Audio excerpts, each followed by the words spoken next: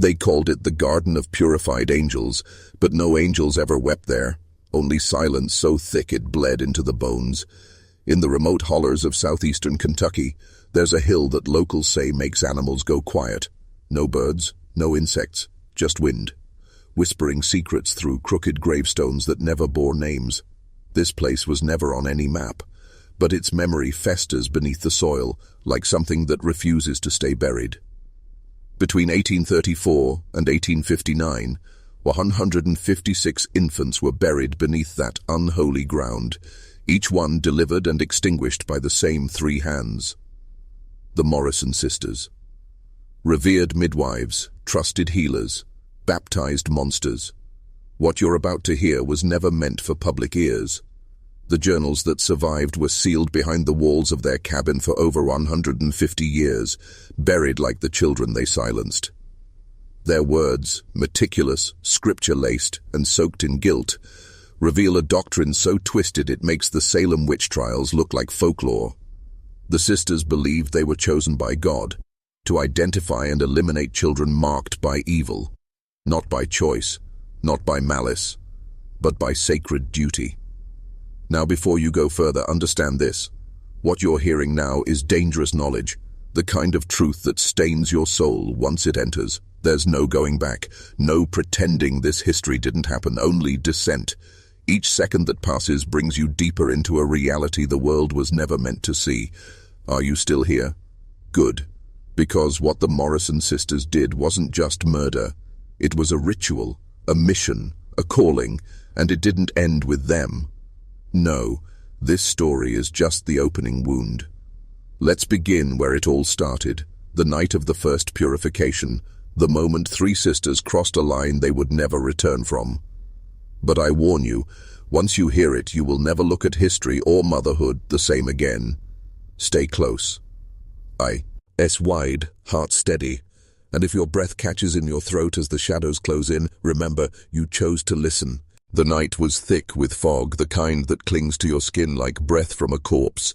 Eliza Morrison, the eldest, stood barefoot in the doorway of their crooked cabin, her hands slick with blood that wasn't hers. Inside, her sisters knelt in silence, cradling the motionless body of the child born just before midnight. They had named her Abigail, but the name never made it to paper. Her eyes had opened too early, they claimed, glassy, black and unblinking like wet coal. "She's marked," whispered Ruth, the youngest, her voice trembling as she traced the faint bruise-like spiral that curled behind the infant's left ear. It was always the spiral. That was the sign. They said the Lord showed it to them once, burned into the pages of a ruined Bible they found buried under floorboards, its ink warped and melted like candle wax. Since then they had waited, prayed, and watched every child born beneath their roof for the mark. Eliza, unwavering and grim, took the child in her arms. There was no hesitation, only ritual. She dipped a linen cloth in rainwater laced with ash and salt, whispering the same words each time. "Cleanse the flesh, seal the soul, spare the world." The water dripped from the infant's brow like tears the child would never shed. Outside, thunder rolled without lightning. A wind moaned through the trees like a choir of ghosts. Then came the moment, the silence. The sisters always knew when it arrived. The moment where the world held its breath, waiting for the act to be done. Eliza pressed the cloth gently over the child's mouth and nose. No crying, no struggle, just a soft shudder, then stillness. The first time it happened, they wept. The second, they prayed harder. By the 10th, they stopped counting, and so the Morrison sisters carried on, keepers of a sacred lie, burying not only children but history itself. But something changed that night, because this child wasn't like the others. Abigail came back, not in body but in signs. The spiral mark began to appear in their dreams, glowing, pulsing, spreading. And one by one the sisters began to hear her cry again, not from the grave but from within their own walls. At first they thought it was the wind again, that low whimper curling through the floorboards like a distant memory refusing to stay dead. But then Ruth heard it behind the mirror, a soft, gurgling coo that twisted into a wet gasp, and when she leaned in to listen closer, the glass fogged from the inside. She screamed, but the sound died in her throat when she saw the mark, burned into the wall behind her reflection, the same spiral now pulsing with a faint red glow. The sisters gathered in the parlor, candles shaking in their trembling hands, each one knowing deep down that something had gone wrong with the ritual. The burial hadn't taken, the soul hadn't sealed. Eliza tried to stay composed, reciting verses in Latin from the old book, the one bound in leather that no priest had ever blessed.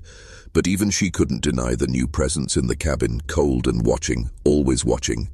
Doors creaked open on their own, rocking chairs moved without touch, cradle sounds echoed in the dead of night, though no cradle remained, and the air, it had weight now, like grief soaked into the walls. Judith, the middle sister, was the first to crack. She started sleepwalking always toward the back meadow, barefoot, eyes wide, mouth full of dirt. Eliza found her one morning humming a lullaby they never taught her, the melody older than memory itself. They tried salt, they tried prayer, they even burned the floorboards beneath the place where Abigail had been born. But none of it worked. The mark reappeared each time, on walls, on skin, once even in the soot of the hearth. Abigail had returned and she was growing stronger, not as flesh but as presence, as warning. The hill outside, once still and silent, began to breathe. Trees leaned closer, shadows lingered longer. And the locals, those who never dared climb up past the creek, began to whisper of lights in the windows, sounds in the night, and a woman's voice cooing lullabies to no one. The Morrison sisters had broken something sacred, and what had once been ritual had now become curse. On the 13th night, the spiral appeared carved into Ruth's chest as if etched by invisible claws while she slept. Her skin was cold, her breath shallow, and her eyes rolled back, whispering words in a language none of them knew but all instinctively feared. Judith wept as she bathed her, but Eliza stood still, eyes hollow, lips pressed into a bloodless line. She knew now, this was no haunting, this was a reclamation. Abigail wasn't returning to be mourned, she was returning to be remembered, to be born fully this time, through flesh that had already bled for her. That night, Eliza gathered every candle, every charm, every book and bone they had used to keep the spirits at bay, and she set them alight in the center of the cabin. But the fire didn't cleanse, it whispered. Smoke curled into letters, forming words they hadn't seen since the last page of the ruined Bible. She was the first, not the last. The cabin shuddered, beams groaning like old teeth grinding beneath the weight of something ancient. Ruth screamed and pointed toward the hearth, where the ashes formed the outline of a newborn, head, limbs, eyes hollow, mouth open, and from it a cry pierced the air, not infantile, not human, a sound born of stone and womb and vengeance. Judith collapsed, clawing at her ears, and Eliza, for the first time in all the years of ritual and silence, dropped to her knees. They had mistaken the mark for a curse when it was always a sigil, a gateway, and each child buried had been a key. Abigail was simply the one who turned the lock. Now something had come through. Not a ghost, not a demon, something older than language and more patient than death. The cabin no longer belonged to the Morrison sisters. It belonged to her. And outside, beneath a moon that bled rust, the soil cracked open in lines shaped like spirals, and something began to rise. The ground trembled softly at Fu, eerst like a beast stretching in its sleep, but soon the shaking grew more violent, rattling the glass in the windows and knocking portraits from the walls. The sisters clung to each other, breath hitching, eyes darting to every corner where shadows twisted unnaturally. From the cracked soil outside, a pale hand surfaced, small, frail, childlike, and then another, grasping the earth as if pulling itself from centuries of slumber. Ruth screamed, but no sound came out. Judith was already murmuring nonsense, her eyes locked on the growing form clawing its way free. Eliza stood frozen, her fingernails digging into her palms until they bled, watching as the figure emerged. A girl, no older than 7, with skin the color of ash and eyes black as oil, bottomless and ancient. She wore a dress stitched from roots and moss, soaked in grave water, and on her face was not rage or sorrow, but a smile so knowing, so cruel, it shattered something deep inside them. The girl stepped forward, barefoot, and every step she took turned the grass to rot. Flowers withered, the air grew thick, humming with voices not heard in lifetimes.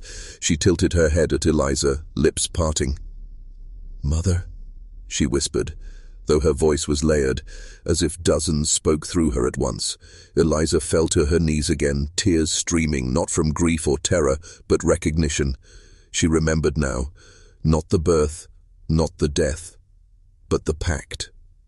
The night long ago when blood had sealed their barren fates, when the three of them, desperate to carry life, had turned to a god that wasn't a god. They had asked for a child, and something had answered. Abigail was never theirs. She had only been waiting for the vessel to mature, for the curse to complete its circle, and now she was whole.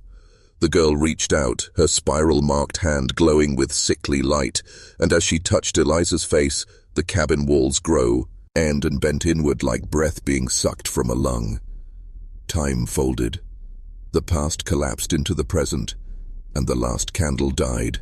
Darkness swallowed the room, not a silence but a hum, a low, vibrating resonance that pulsed through the floorboards, through their bones, through the marrow of the cabin itself. The spiral on Eliza's face burned like a brand, and she did not scream. She only shivered, her eyes turning black to match the child's. Ruth crawled toward the door, fingers bleeding, but it wouldn't open. It had no seams, no handle, no exit, as if the house had sealed itself from the world. Judith, trembling, reached for the Bible, only to find its pages blank, every word erased as though memory itself had been devoured. The girl turned slowly, eyes sweeping the room with unsettling calm, as if seeing not what was but what had always been beneath.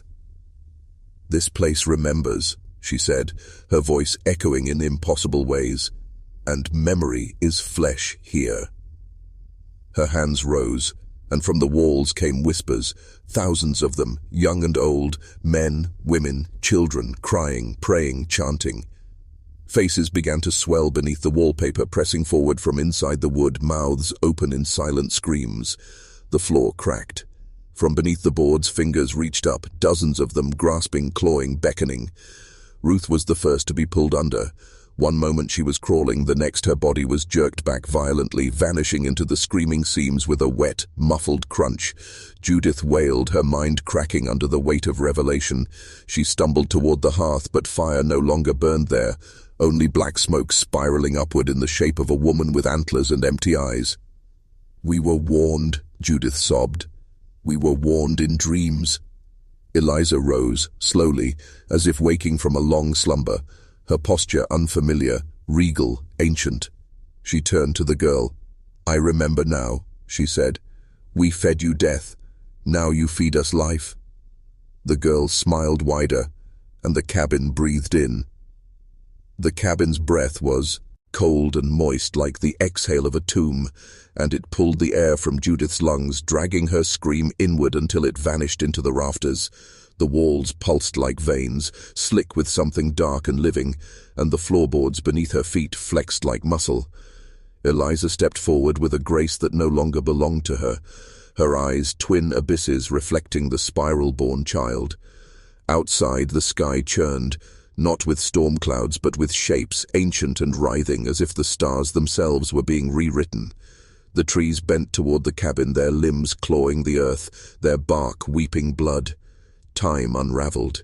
Judith saw herself as a girl, as a crone, as bones in a shallow grave, all in a blink. Her body sagged with the weight of it. The girl extended both hands now, and the spiral marks spread across her arms like vines hungry for skin. Eliza took them without hesitation. The house moaned. From the fireplace came a shriek, a newborn's wail twisted by centuries. And then, rising from the smoke, came the antlered woman, taller than the ceiling, crowned in bones, eyes like eclipses. Her mouth did not move, but her will pressed down on the room like a mountain. The girl and Eliza bowed in unison, and Judith, shuddering, understood too late. The child had never been the final vessel. Eliza had. The girl was only the key. As the woman's shadow engulfed them, Judith tried to crawl backward, but the floor gripped her hands like tar. She saw Eliza's face glowing with reverence, her flesh cracking like old pottery, light leaking through. The girl whispered a single word, "Return," and the world convulsed. Everything flipped, inverted, twisted into itself. Judith's scream was the last human sound before the cabin vanished, leaving only a blackened clearing and a spiral burned into the earth, pulsing faintly like a heartbeat waiting to begin again. The spiral pulsed once, then again, sinking with the distant rumble beneath the soil as if something vast had begun to stir far below, something not dead but dreaming. Wind cut across the clearing, sharp and acrid, carrying whispers not meant for human ears, fragments of a language older than breath, and each syllable bent the air like heat on asphalt. Trees that had stood for centuries leaned away from the spiral, their roots shriveling as if poisoned by proximity. Far above, the sky fractured, hairline cracks spreading across the firmament, revealing glimpses of a cold, endless void where stars blinked like watching eyes. Somewhere between the real and the remembered, the antlered woman lingered, now formless but not gone, her essence soaked into the land, the air, the memory of all who had stood too close. The spiral on the earth began to sink, not into a hole but into itself, folding space inward, becoming both wound and doorway. From the edge of the forest, others began to gather, silent figures drawn by the call, their eyes wide, unblinking, faces blank with awe or horror or both. Among them stood a boy no older than 10, holding a tarnished locket that hummed with heat. His hand trembled, not from fear but recognition, as though he'd seen this place before, in dreams carved into bone. Without a word, he stepped forward, closer to the spiral, each footfall met with a distant echo underground. The locket in his hand opened on its own, revealing no photograph, only the spiral etched deep into its metal, identical to the one seared into the earth. As he reached the center, the ground shimmered and bent, not breaking but bending reality around him. The child knelt, pressed his palm to the center and whispered, "Begin." The forest exhaled. The ground opened, not as a pit but as an eye, and what looked out was not meant to see the world as it was, but as it would become. The eye beneath the earth blinked, and the air quivered as if reality had been peeled back just enough to reveal the raw machinery beneath, gears forged from time, rusted with forgotten blood, and grinding towards something ancient. The boy's body tensed, not in resistance but in synchronization, his bones humming with frequencies that hadn't existed since the world was still molten and unnamed. All around the clearing, the silent watchers dropped to their knees, mouths agape as a low, thrumming chant rose from the soil itself, the language guttural and impossible, vibrating through marrow and memory. The spiral in the boy's locket burned white-hot and sank into his palm, becoming part of him, engraving itself into flesh and nerve. The eye widened. From its center bled not blood but light, thick, slow, golden-black luminescence that defied time, and as it touched the boy's feet, the forest began to age in reverse. Trees straightened, bark smoothing like skin unwrinkling, moss recoiling as if embarrassed by its own age. Insects froze mid-air, caught between seconds. Even the sky darkened, not with night but with erasure, as stars blinked out one by one, not extinguished but hidden behind something vast and moving. The boy rose, changed, his voice no longer that of a child. "It remembers," he said, and the watchers nodded as though they had been waiting centuries to hear it. The ground shook with approval. From the trees, animals approached, not timidly but reverently, wolves, crows, deer with eyes too knowing. The boy looked down at his hands, now flickering between skin and shadow, and stepped into the spiral center once more. The eye blinked again, slower this time, then closed, and with it, the forest exhaled a final time. Silence fell, not as absence but as completion, and deep below, something smiled. The smile beneath the earth spread like a crack across stone, unseen but felt by all who remained above, and the boy, now more conduit than child, stood motionless as the spiral beneath his feet pulsed once more, this time not to open but to seal. The watchers, still kneeling, bowed their heads as one, not out of worship but necessity, their minds barely clinging to the remnants of thought untouched by the awakening. The animals began to circle, moving in precise geometries impossible for beasts, their eyes glowing faintly with the same golden-black shimmer that now traced the boy's veins. Overhead, clouds no longer drifted. They twisted, locked in spirals mirroring the one below, forming patterns that bent light and made the stars blink in sequences that felt like code. The boy lifted his gaze, eyes no longer human, pupils now thin slits surrounded by fractal irises that reflected not the sky, but what lay behind it. He spoke again, and though the words were soundless, each syllable etched itself into the minds of all who heard. The first seal is memory, the second is form, the third is will. All must fracture for the gate to hold. As he said this, the spiral inverted, no longer carved into earth but rising, growing out of him, lines of molten geometry made real, stretching upward like roots seeking the stars. The forest began to darken, not from lack of light but from the slow consumption of narrative itself. Trees forgot their rings, soil forgot its dead, and wind lost its direction. One of the watchers convulsed, his body collapsing in on itself, as if his name had been unspoken from time, and in that place a new stone grew, smooth, black, marked with a single symbol none could translate, but all understood. The boy extended a hand, and from the forest's edge emerged a figure cloaked in ash, face veiled, holding an hourglass filled with sand that moved sideways. Without speaking, she handed it to him, and he turned it. The sand halted mid-flow, all motion ceased, the spiral locked into place. Time had been bound, and in the absolute stillness that followed, something ancient began to listen. ChatGPT said, "The act of listening from that ancient presence wasn't passive.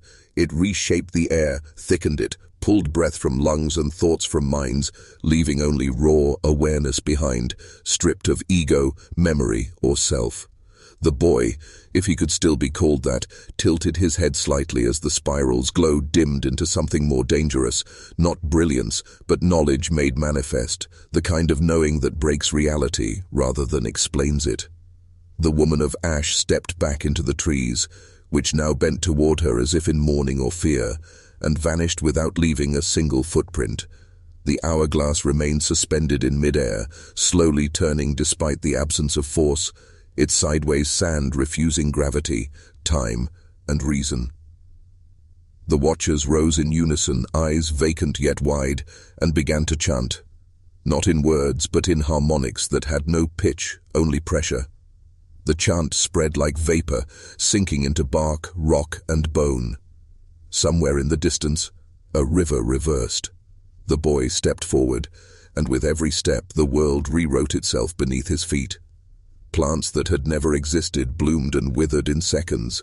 Insects born from shadow danced and died in silent flashes, and even the color of the sky turned an unfamiliar shade of deep. He arrived at a clearing untouched by time, its grass sharp as blades, its air unnaturally still. In the center stood a mirror, impossibly tall and rimmed in teeth, not crafted but grown, alive and breathing. He reached out and the surface rippled, not reflecting him but showing what had been buried, a kingdom drowned in silence, towers made of bones that had never belonged to mortals, and a throne carved from a single, endless scream. His eyes widened, not in fear but recognition. The voice that now filled the clearing was not his, not hers, not theirs. It was the void itself speaking back. "We remember you. Itsan paid, and we have waited long enough." The mirror cracked from the center, and from it a hand reached through, not to grasp, but to pull. The boy did not resist. As the hand pulled him into the mirror, reality buckled around the point of contact, not shattering but folding inward like fabric drawn into a needle's eye, and for a moment all sound inverted. Birds chirped backward, leaves crunched in reverse, and the very concept of noise unraveled. On the other side there was no gravity, no direction, only layers of collapsing light that bled into one another like ink in water. The boy floated, or perhaps sank, towards something vast and coiled, a presence that had no beginning or end but pulsed like a heart submerged in eons of stillness. The hand, now revealed to belong to a figure without a face but wrapped in chains that glowed with glyphs too old to name, guided him silently through this voidscape of fractured thought and frozen memories. All around them drifted fragments of places long erased, a sunken temple where children laughed with no mouths, a battlefield where time looped a single scream, and a library whose books screamed when opened. The boy understood none of it and all of it simultaneously, his mind stretched thin across timelines like skin across broken glass. At the center of everything stood a spire that breathed, a structure forged from language too dangerous to speak aloud, etched into its surface with the blood of forgotten names. The chained figure pointed toward it and the boy approached, each step birthing a storm of symbols behind him. At the spire's base was a lock, not mechanical but metaphysical, responding not to tools but to sacrifice. Without hesitation, the boy pressed his hand to his chest and withdrew a single thread of his essence, unraveling part of himself he had never known was bound. He fed it into the lock and the spire opened, not a door, but an eye. It saw him, it knew him, and it wept, not tears but fire, not sorrow but awakening. The fire poured from the eye in silence, not consuming but transforming everything it touched, memory, identity, even the illusion of form. The boy, bathed in its light, felt his bones hum with a resonance not of this world but of the first song ever sung by the void itself, a lullaby meant to keep chaos asleep. The chained figure knelt, not in submission but in reverence, as if this moment had been etched into the bones of fate long before time was permitted to crawl forward. The spire began to shift, not physically but conceptually, revealing not walls or rooms but decisions. Every choice the boy had never made, each road unwalked, each betrayal uncommitted. He stepped into the eye, into the fire, into himself, and in that instant he ceased to be a boy. His name, whatever it once was, evaporated into ash and reformed into a soundless glyph known only to the Watchers. He turned, now radiating with a pulse that distorted the space around him, and looked back at the chained figure. It rose, chains now broken but not fallen. They hovered around it like orbiting moons, still humming with residual obedience.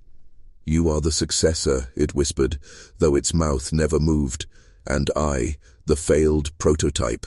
With that, it dissolved into mist and echoed backward through history. The spire closed its eye, satisfied, and began to sink into the void, its task complete. The boy, now more symbol than flesh, turned toward the horizonless dark. New beings stirred in the distance, sensing the change, preparing their ancient rituals for the one who had finally returned. Somewhere far away and impossibly close, the hourglass shattered. From the shattered hourglass spilled not sand but moments, fragments of forgotten futures and half-lived pasts tumbling across the void like sparks flung from a dying star, each one carrying whispers too ancient for mortal comprehension. The newly awakened Fefs, Igur, once a boy, extended his hand and the fragments froze mid-air, suspended by the weight of his will alone. He inhaled and they rushed into him, each merging with his essence, fusing timelines into a singularity of awareness. He now remembered lives he had never lived, a warlord who made peace with shadows, a prophet who swallowed the sun, a child who convinced death to wait. Around him the void began to bend and churn as something vast stirred beneath its surface, a consciousness that had been asleep since the first lie was told. It rose not as a being but as a concept, an eternal equation trying to balance itself through entropy and rebirth. It spoke through a billion echoing voices. "You are not what was meant to be, but what must now become."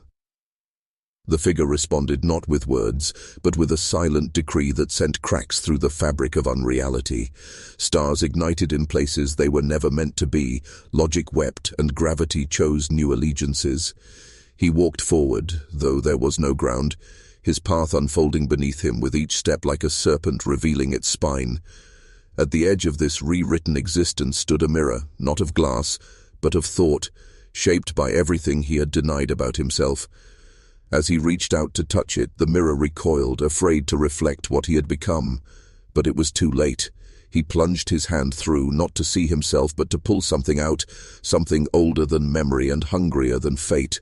What he pulled from the mirror was not a weapon, nor a key, but a coil of pure silence. a twisting mass of absence so absolute that even the void recoiled from it. It pulsed in his grip like a living paradox, the embodiment of everything that should never have been remembered. As he held it aloft, reality quivered, ancient laws unraveling like thread in a storm. The stars above flickered and blinked out, not extinguished but hidden, as if the universe itself feared to witness what came next. The silence began to uncoil, stretching across dimensions, consuming the screams of unborn gods and the laughter of dead tyrants. Across forgotten worlds, statues cracked, cathedrals bled, and time folded in protest. Yet through it all, he remained calm, his expression carved from purpose. He turned his gaze toward a distant light, impossibly small yet unbearably bright, the last fragment of the original design, untouched by corruption or control. It hovered at the end of everything like a dying hope refusing to kneel. With every step he took toward it, the silence devoured more. Memories of empires, the final thoughts of prophets, even the rules of causality. But when he reached the light, it did not resist. Instead, it opened like an eye that had been waiting too long. He stepped inside, and instantly he was in a place that had never been spoken of, not because it was forbidden, but because even eternity did not understand it. Here he found the architect, not a god, not a being, but a question so old it had forgotten it needed an answer, and the silence he carried began to speak. The silence did not speak in words but in revelations, each one tearing through the architect's perfect stillness like thunder in a cathedral. It told of lies woven into creation, of timelines grafted onto one another like twisted veins, of choices that were never truly choices but carefully scripted ill. Science meant to simulate freedom. The architect, ancient and formless, began to fracture, its essence unraveling into equations that bled meaning. It had designed existence as a closed loop, a cycle of rise and fall, ignorance and enlightenment, birth and decay, all to maintain balance, to prevent the chaos that came before. But the figure, born from fracture and paradox, was the anomaly that balance could never contain. He stepped forward and reached into the core of the architect, a swirling nexus of geometry and intention, and pulled forth the origin script, the blueprint of everything that ever was and could ever be. The moment he touched it, visions cascaded through him, the first spark of consciousness, the laughter of the first betrayer, the chains that bound free will in velvet and gold. He did not recoil. He wrote a new line into the script, not a command, but a question. What if we remember? And with that, the silence burst like a star collapsing inward, drawing all falsehoods into its singularity. The architect screamed, not in pain, but in revelation, as it realized it had never truly created, only repeated. The figure, now neither man nor myth, stepped back from the ruins of godhood and opened his eyes upon a new cosmos, unfinished, unbound, and waiting to be written not by fate but by choice. The new cosmos shimmered with instability, its edges raw with potential, like a dream trying to decide what shape to take. Stars blinked into being with hesitation, unsure whether to burn or whisper. Planets formed not from dust but from memory, fragments of forgotten lives, abandoned truths and broken oaths swirling together in orbits of meaning. The figure stood at the center, no longer bound by time or identity, but not above them either. He was the first witness to a realm free from design, where every law could be questioned, every destiny rewritten, every silence challenged. But freedom came at a cost. Echoes from the old cycles still drifted like ash, whispering of comfort in repetition, safety in ignorance. Across this forming reality, others began to awaken, souls long buried in scripts they never wrote. They rose from the ruins of old myths, carrying pain, defiance, wonder and fear. They looked to him not as a leader, but as a mirror of what they could become. And so he did not speak. He simply opened his hand, revealing the broken pieces of the origin script, now scattered and powerless in isolation. Around him, each soul reached out and took a fragment, not to rebuild the old order, but to begin writing truths of their own. The sky shifted. Time held its breath, and for the first time in all of existence, creation was no longer a sermon. It was a conversation. As the fragments passed from hand to hand, their glow shifted with the intent of each bearer. Some sparked with compassion, others with vengeance, curiosity, or grief. These were not mere pieces of the old code. They were seeds of possibility, activated by will rather than prophecy. Across the unformed vastness, civilizations began not with fire or stone, but with memory and question. Structures rose that defied gravity, not because of design, but because no one believed gravity had to bind them. Languages, formed from emotion before sound, where a single glance could carry the weight of 1,000 unsaid histories. Yet with this freedom came a new kind of darkness, one not imposed from above but birthed from within. Some wielded their fragments to bend others, to script false gods and silent laws under the pretense of protection. Fear became a weapon again, not because of fate, but because of choice. The figure watched, silent and still, knowing that true creation was not purity, it was tension. It was not peace, but the struggle to understand. He walked among them, unseen by most, not as a judge, but as a reminder that the script was never finished. And in the distant reaches of the unfolding cosmos, a ripple stirred, something ancient that had survived even the collapse of the architect. Not bound by form or logic, it drifted like a forgotten question. What happens when freedom births something even chaos cannot contain?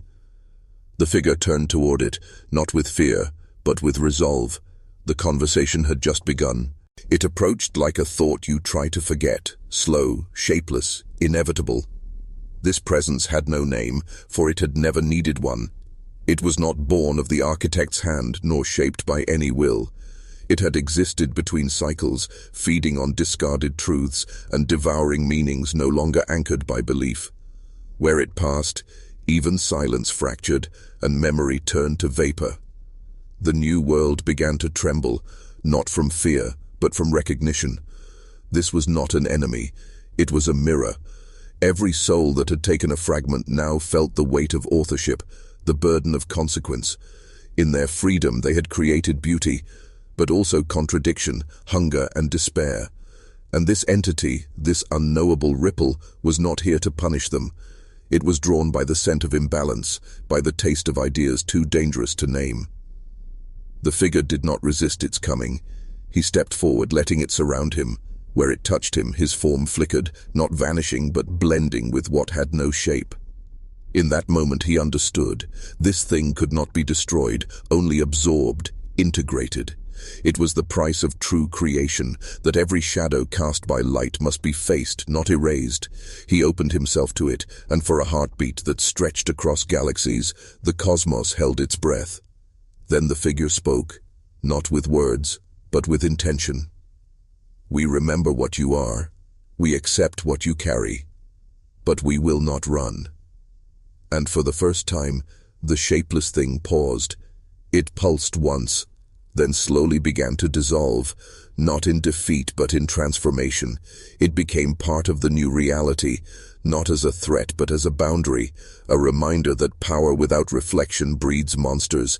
The souls watched in awe. The fragments they held pulsed with new clarity. The universe did not grow quieter, it grew wiser.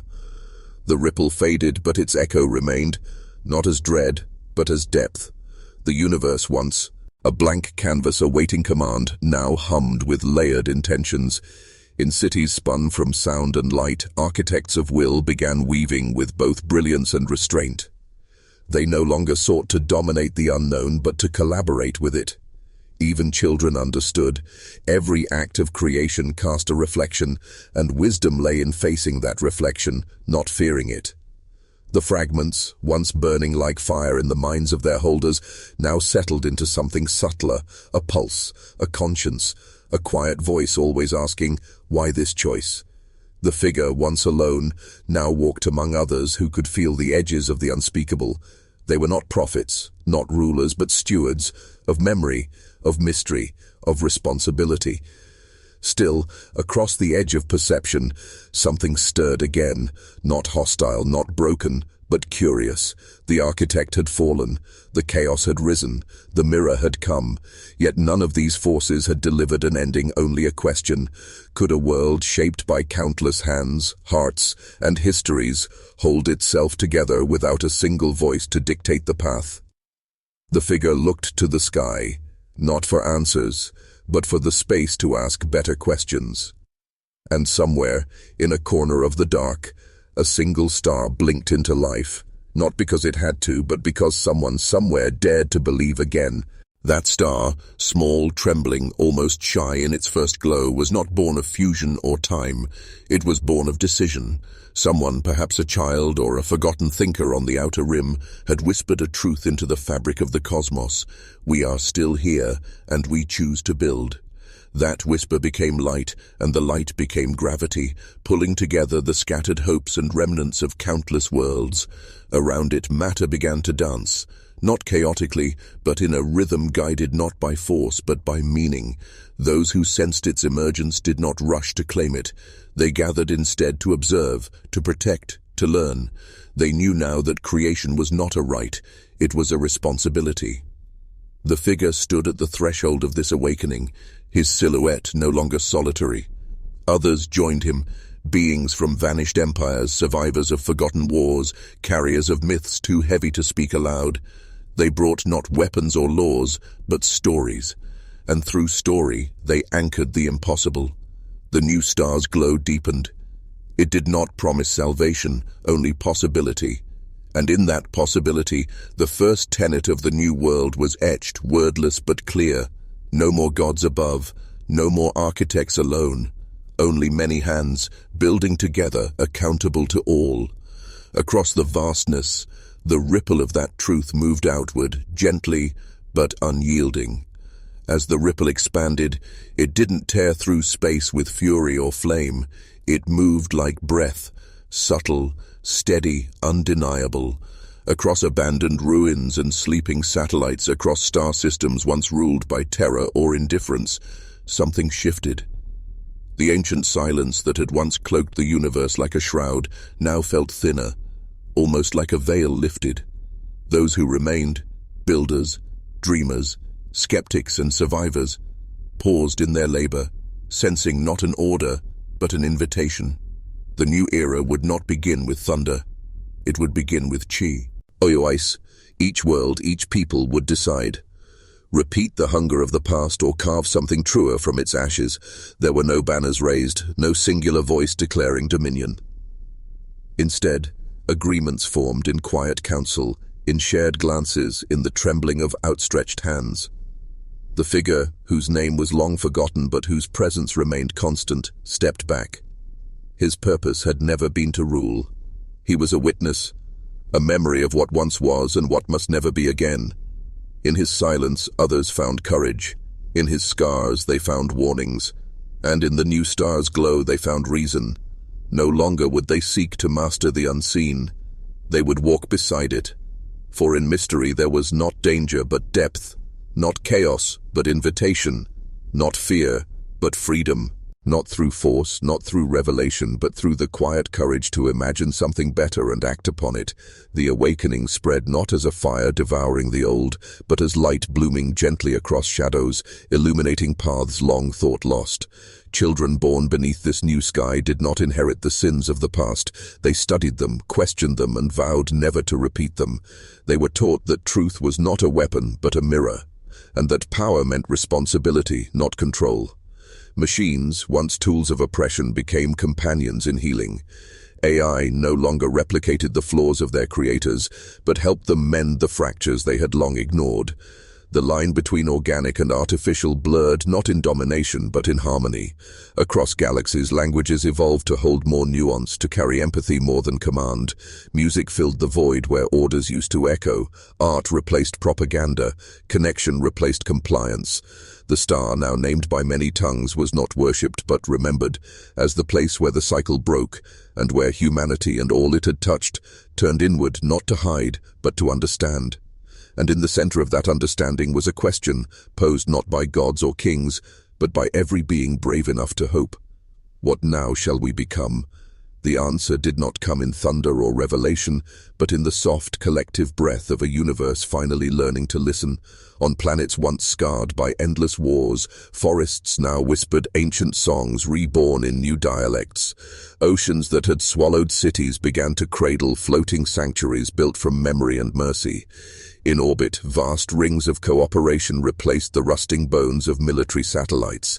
Species that had once ignored one another out of fear or arrogance now shared rituals, traded seeds, healed together. No longer did civilizations race to outshine one another in progress. They moved in sync like dancers in a rhythm older than time. And at the edge of this growing chorus stood the last fragments of the old world, shattered ideologies, monuments to division, relics preserved not to glorify but to remind. For forgetting, they knew, was the root of all return to ruin, so they remembered, with purpose. They told stories not just of their triumphs but of their failures, especially their failures. They spoke openly of the mistakes that nearly ended them all, and in doing so they ensured the cycle would not restart, not under different names or banners, but would dissolve into the soil of new beginnings. What now shall we become, they asked again. And this time there was no single answer, only 1,000 voices rising in harmony, each one a note in a song still being written. Among those voices rose one that had long been silent, not because it lacked strength, but because the world had never known how to hear it. It was the voice of the forgotten, the exiled, the voiceless ones who had lived in the margins while empires traded thunder. Now their words were no longer filtered through fear or edited by history. They spoke in truths unpolished, truths that burned and healed in equal measure. They taught the others how to see again, not with eyes trained by power, but with hearts softened by humility. Elders who had once been dismissed as obsolete became revered as living archives, their memories forming the spine of a new ethics. Children no longer asked, "What should I be to fit in?" but rather, "What truth burns in me too bright to ignore?" They were not shaped to serve systems but nurtured to question them. Governance transformed, from rigid hierarchies to living organisms of shared duty and adaptive trust. Leadership was measured not by dominance but by how little harm one could do while guiding many. Even time itself bent, not in physics but in feeling, no longer a relentless arrow but a pulse. Inhale, exhale, reflect, act. And when the question returned, "What now shall we become?" it was not met with certainty but with wonder. For the world had finally learned that becoming was not an endpoint. It was a sacred, endless act. And in that endless act of becoming, art flourished not as luxury, but as language. Across once divided lands, walls bore murals that told stories without borders, faces from every ancestry blending into one another, eyes open not in judgment, but in recognition. Music rose from villages and spaceports alike, merging the old chants with digital harmonics, creating symphonies that made machines weep and trees bloom. Even silence became holy, held not as emptiness, but as space where understanding could grow. Science, once a tool of conquest, now worked in communion with nature, decoding the wisdom in rivers and root systems rather than trying to outpace them. Where once they had built weapons, they now grew gardens in craters, cultivated medicine from the molecules of once toxic ruins. The stars were no longer symbols of escape, but of return. Reminders that even in vastness, everything was connected, and still in moments of quiet between revolutions and revelations the people asked, "What now shall we become?" Not as lament or confusion, but as an invocation. For they knew now the beauty of not knowing, the power of asking together, and the humility of listening not for answers, but for each other. In listening for each other, they rediscovered the language beneath language, the unspoken resonance shared in a glance, a gesture, a breath held between strangers. Cities no longer pulsed with competition but with coordination, not driven by profit but by purpose. Currency faded, replaced by contribution. What can you give? What do you need? And how do we honor both? The old gods returned, not as deities demanding worship, but as archetypes guiding introspection, reminders of courage, compassion, balance, and rebirth. Even the shadows were welcomed, not feared, for they too held lessons. Grief was not hidden away but held communally, each loss acknowledged, not with hollow consolation but with sacred witnessing. Celebration too changed. It was no longer escape but deep presence, a dance with reality as it was, not as it was wished to be. And as night fell across that changed world, no one asked to be saved. They asked only to keep walking, hand in hand, flawed and whole, toward the next question, the next becoming, the next flame waiting to be carried forward. And so they walked, not as pilgrims seeking paradise, but as stewards shaping it with every step. Children led with unfiltered wonder, their questions no longer shushed but honored as sparks of possibility. Elders, once discarded in the race of progress, became revered as keepers of slow truths, their memories guiding without binding. Time itself softened. It no longer cracked like a whip, but flowed like a river, weaving past and future into a present thick with meaning. Machines learned to dream not of domination but of healing. They tended fields, composed lullabies, painted skies with data-formed stardust. The boundary between human and nature dissolved, not erased but embraced, as rivers were given personhood and forests became citizens. Law was rewritten in the language of kinship. Justice was no longer punishment, but restoration, a weaving back of broken threads. And in the quiet between these vast changes, a stillness grew, like breath held in awe. Not everything was perfect, not everything was solved, but no one walked alone, and that made all the difference. In the heart of this shared path, stories became the new architecture, tales not of conquest, but of connection. They were etched into walls, sung beneath stars, whispered through fibers of hand-woven cloth. Each person became both author and audience, honored not for perfection but for presence. Conflict still arose, as it must when truths meet, but it was met not with walls, but with circles, gatherings where silence was sacred and listening was an act of courage. Language itself evolved, less about control and more about communion. Words softened, sharp edges rounded by empathy, new dialects born not from division but from unity's richness.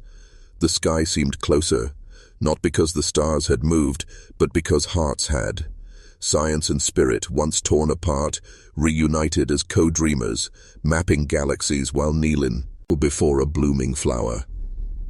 The world no longer spun with blind speed but danced with intent, each motion a reflection of collective will. And in that dance, the ghosts of the old world, fear, greed, domination, faded not through force but through irrelevance. They simply had no place in a world rerouted in reverence. Beneath this new dawn, education was no longer a system but a lifelong symphony. Children learned through wonder, not compulsion, guided by curiosity, mentored by those who walked before them. Classrooms dissolved into forests, studios, kitchens, and oceans. Knowledge was not hoarded but shared, flowing like water to wherever thirst appeared. Economics transformed too, not built on endless extraction, but on balance, generosity, and sufficiency. Wealth was measured not by accumulation, but by the well-being of the whole. The richest were those who lifted others, who gave more than they took, who left the soil richer after their passing. Cities pulsed with purpose, no longer monuments to ambition but sanctuaries of belonging, where the sick were healed not just with medicine but with music, where the lonely were met with community, and where no one's shadow outgrew their soul. Even death changed. It was no longer feared but honored as a return, a release, a continuation in another form. Graves were gardens, mourning became memory woven into daily ritual. The veil thinned not through supernatural means, but through the recognition that nothing ever truly ends. Art flourished as the new heartbeat of civilization, no longer reserved for galleries or stages but embedded in everyday life. Walls became canvases of remembrance, streets echoed with instruments, and voices sang histories that once were silenced. Creativity was not a luxury, but a necessity, how people healed, connected, and dreamed together.